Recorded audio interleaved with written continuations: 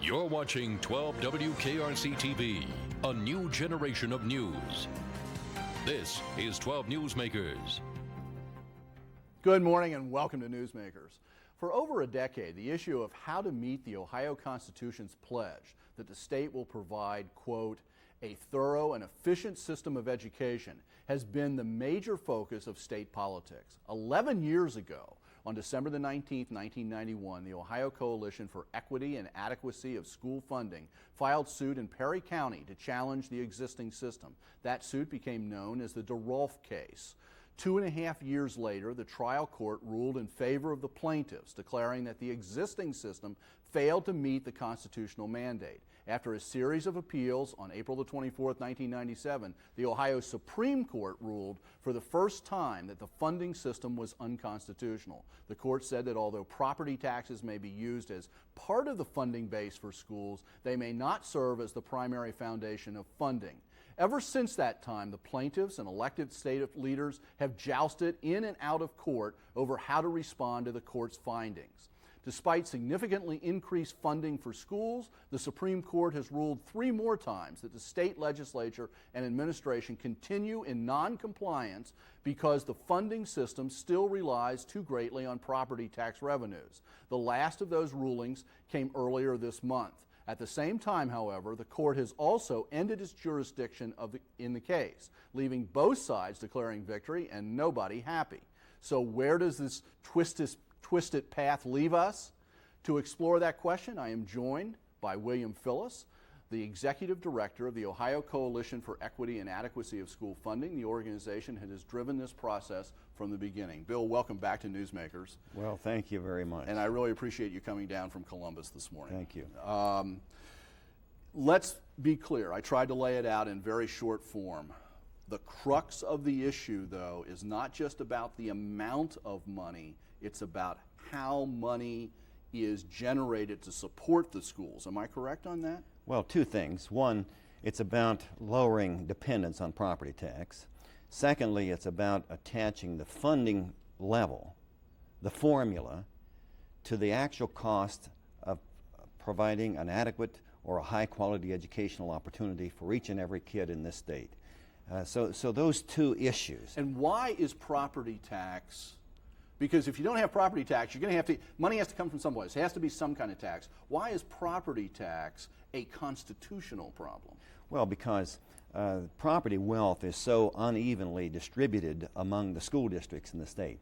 In one school district in Ross County, for example, the valuation per pupil is in the range of $20,000. $20,000 behind each pupil.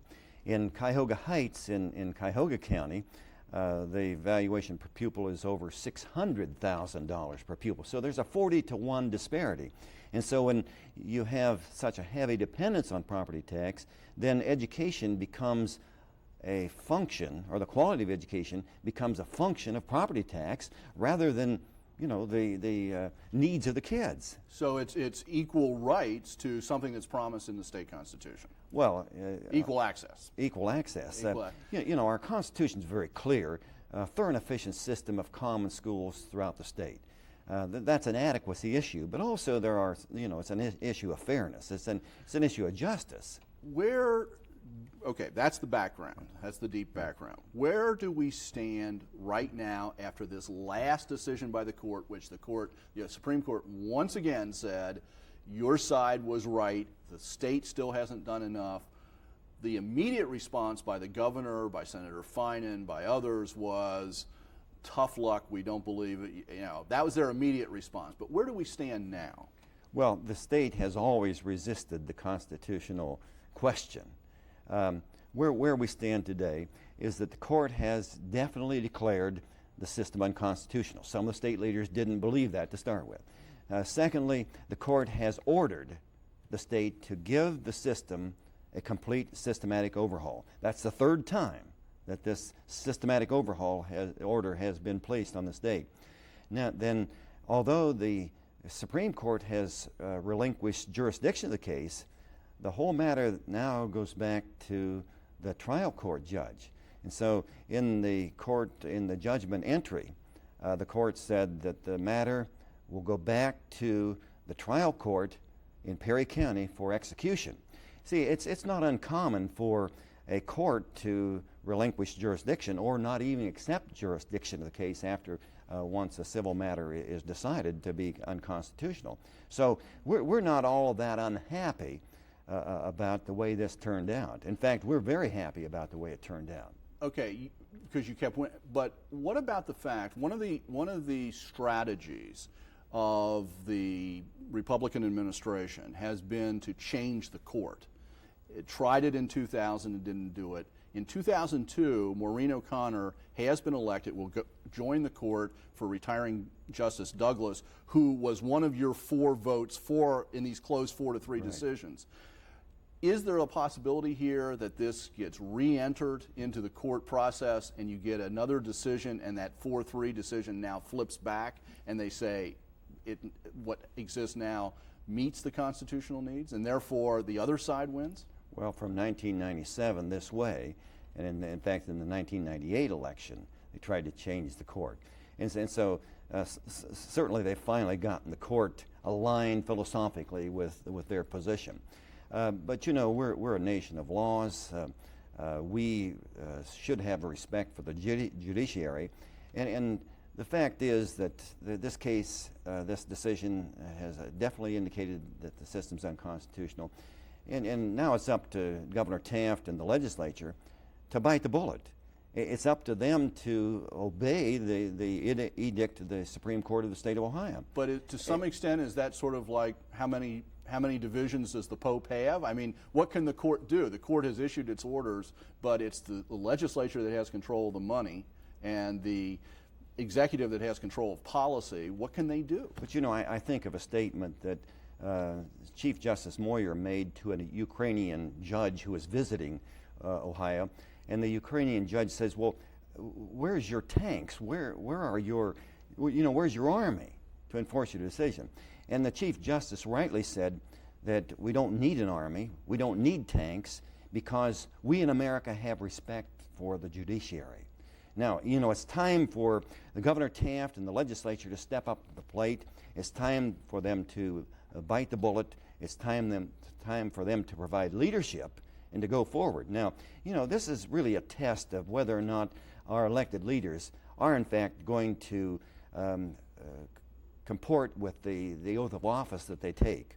Now, we recognize that when this goes back to the Supreme Court will be less friendly than it has been in the past. But we also recognize that if in fact the leadership of this state, you know, has contempt for the decision, then there are ways, and of course we're studying those ways, there are ways for us to gain compliance. By? Well, you know, there's always the federal court, obviously there's also the court of public opinion. You know, as I read the public after the governor said, well, this is not really an unconstitutional system, you know, that didn't play well with the public. The public expects their elected leadership to obey the court. And the governor has backed off of that initial reaction a little bit, has he not? Well, the governor's backed off of the initial reaction, but then he proceeds to say, but we have really changed the system. In fact, we have a new system. And so his thinking is, well, I don't really know what they're talking about. I'll admit that they said it's unconstitutional, but I really don't know what they're talking about. They apparently didn't know that we made some changes. Well, the fact is, we have the same old failed system. All they have done is tweaked the old failed system, added a few bells and whistles, but it's the same old system that's heavily dependent on property tax. What about this strategy? And this struck me during this last election with Issue 1, State Issue 1, which was on prison, you know, and for drug offenders. Right. In that, the model there was the reformers went straight to the people with a proposal, very complex, that proposed changing the system, put in how much money was to be spent, in effect bypassed the legislature, went to the people and asked for the vote. Now, they didn't win that, but is that a possible path that you might take?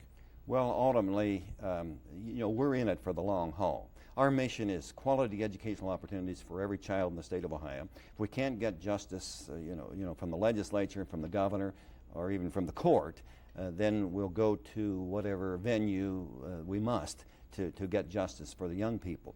Now, the problem is, I guess I shouldn't say the problem, but the strategy is that we don't think we should let the governor and the legislature off the hook. The Constitution is very clear. The General Assembly shall make such provisions by taxation or otherwise as will secure a thorough and efficient system of common schools throughout the state. They take an oath of office to uphold the Constitution of the state. They ought to have their feet held to the fire. They ought to come forward. They ought to provide the leadership. We elect people to do the people's business. They need to step up to the plate, provide the leadership, overhaul the system, do what's right by the children of this state. An alternative model to our north is Michigan. Michigan, and you probably know, I'm sure you know much more about this than I do, but they wiped out property tax as the base for their school system a number of years ago. And as I understand it, they now rely on sales tax. Is that essentially correct? And if so, no matter what the right answer is, how is that working they fundamentally changed the system. How's it working in Michigan? Well, they got into a little political battle up there, and one of the parties decided to drastically reduce the property tax, and the other party said, well, let's wipe it out altogether. They did wipe it out, but they had to reinstitute part of it. So they raised the sales tax and the income tax to compensate for the lower amount of property tax. Right now, whereas Ohio depends on the property tax at the rate of over 50% for the support of schools, Michigan depends on property tax for about 20%. So they had to reinstate part of the property tax. But at a much lower level. As far as I know, it's working well. Now, one thing about it is that their foundation level, their basic per pupil foundation level is at least $6,700 per pupil. And ours is $49.49. Michigan not only beats us in football, oftentimes, but remember, you're not in Columbus, so that doesn't play quite as well. But they beat us in terms of school funding. In fact, all surrounding states, as we sit here today, all surrounding states put more money per pupil into public education than Ohio. Okay, including a state and local. And we're almost out of time, but would you in fact say Michigan could be a model for Ohio? Michigan has some situations that have some components. Michigan has some components that would work in Ohio, in my opinion. But that would be a part of a total overhaul. Okay, I'm out of time. Thank you very much for catching us up on this. Stay tuned. After the break, the leaders of an effort to bring a new math science educational resource to Cincinnati, a Challenger Learning Center.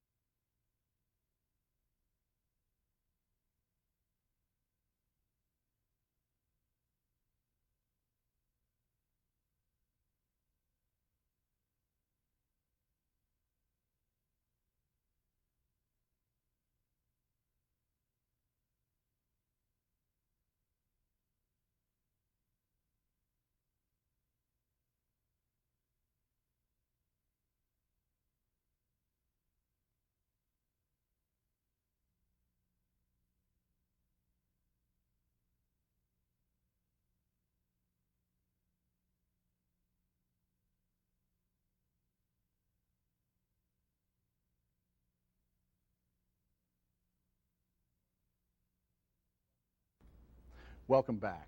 In the museum world, there have been two hot properties in the last 20 years, children's museums and science learning centers. For years before the Cincinnati Children's Museum opened, Cincinnati families with young children, including mine, made annual pilgrimages to the Indianapolis Children's Museum. And even today, despite so much bragging about our cultural infrastructure, Cincinnati has a gaping hole in its museum complex. We have no science learning center like COSI in Columbus or the Great Lakes Science Center in Cleveland. Proposals for a science museum have come and gone. In the 1970s, a group proposed developing a science center at the abandoned Union Terminal. Recently, a group trying to bring the nuclear submarine USS Cincinnati to Cincinnati framed it primarily as a science learning center rather than as a military museum. But nothing captures the imagination of children and teachers like space exploration. In the aftermath of the tragic accident of the Challenger spacecraft in 1986, the families of the lost astronauts founded the Challenger Learning Centers. The mission of these centers that are scattered across the United States and Canada is to provide students and teachers with an exciting, hands-on learning environment that fosters teamwork, problem solving, and collaborative decision making.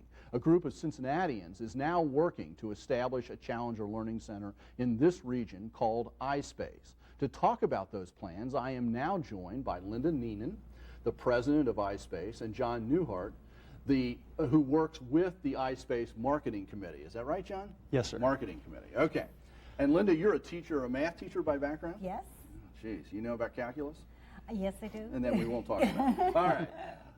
Tell me, what is the goal here? Why is it important to have this kind of facility in our area?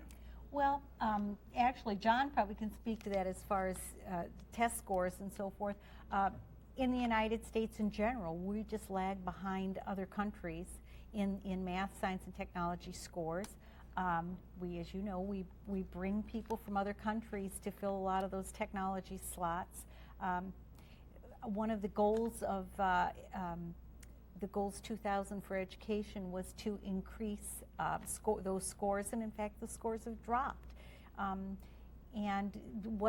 that's certainly true here in Cincinnati as well as the rest of the country. So a group of us, educators, scientists, business people, and engineers got together and we said, we would like to do something to promote and enhance science education for the children of Cincinnati. And so we're all a bunch of volunteers, and that's what we're doing. John, how does this enhance it in a way that's different than just saying, let's focus more attention in the schools on math and science courses? Why is this a special contribution?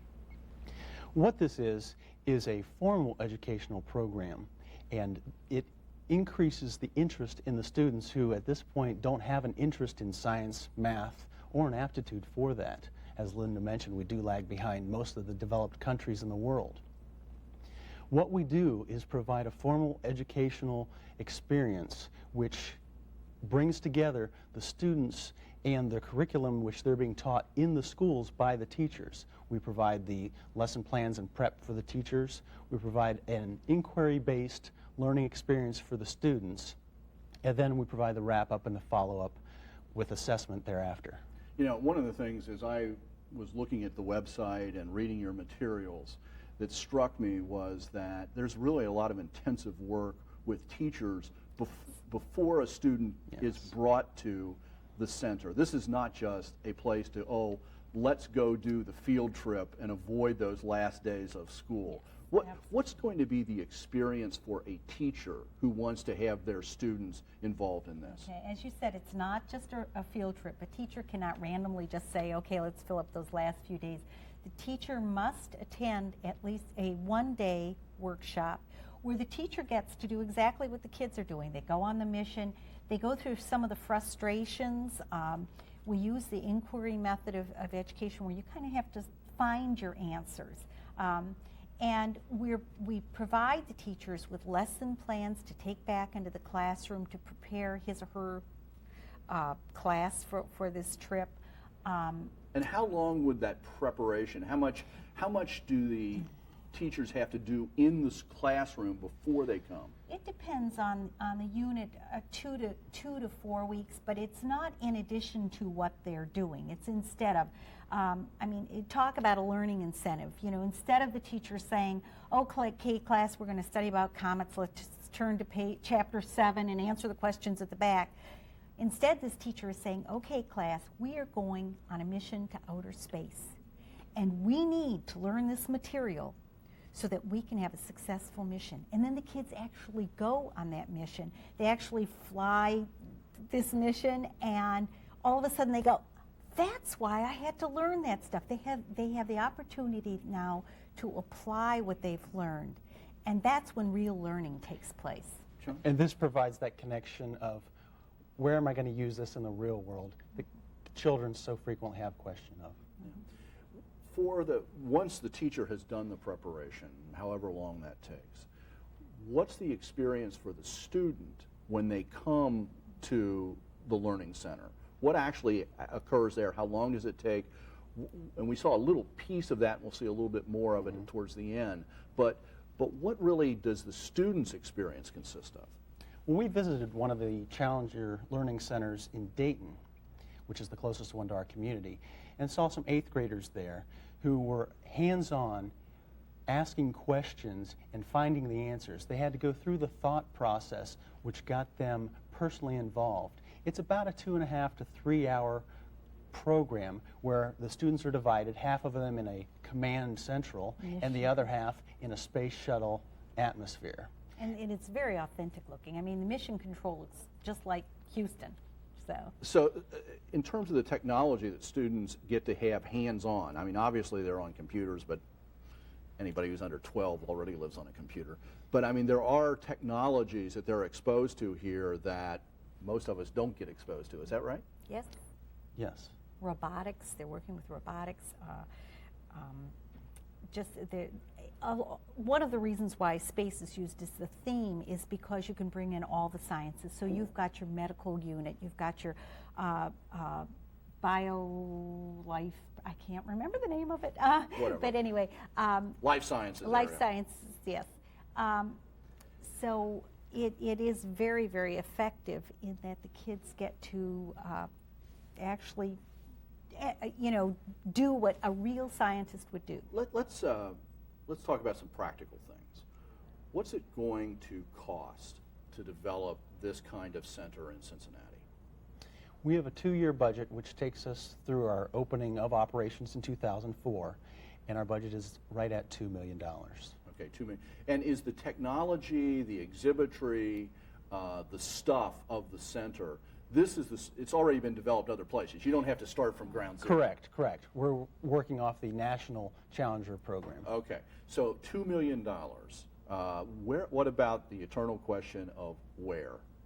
Where is this going to go? We have formed partnerships with local universities, with corporations both large and small.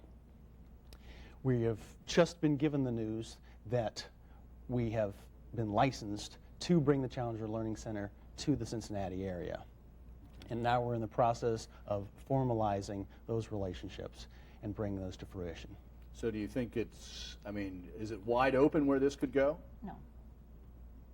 What are your targets? What are your priorities? Where would you like to see this? We'd like to see it in Cincinnati Public Schools area, if at all possible, and we have some excellent possibilities for a site. We feel that the students from the suburbs will have no trouble getting to us. It's going to be centrally located.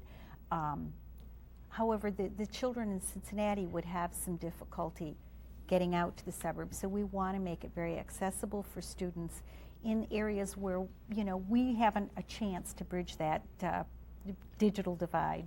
Right. Site selection is one of the most time-consuming portions. I can tell you we are in the final stages of that. We've got 4 sites now that we're looking on and hoping to put a final proposal in. We'll be in that corridor between I-75 and 71, somewhere near the Norwood Lateral. Okay.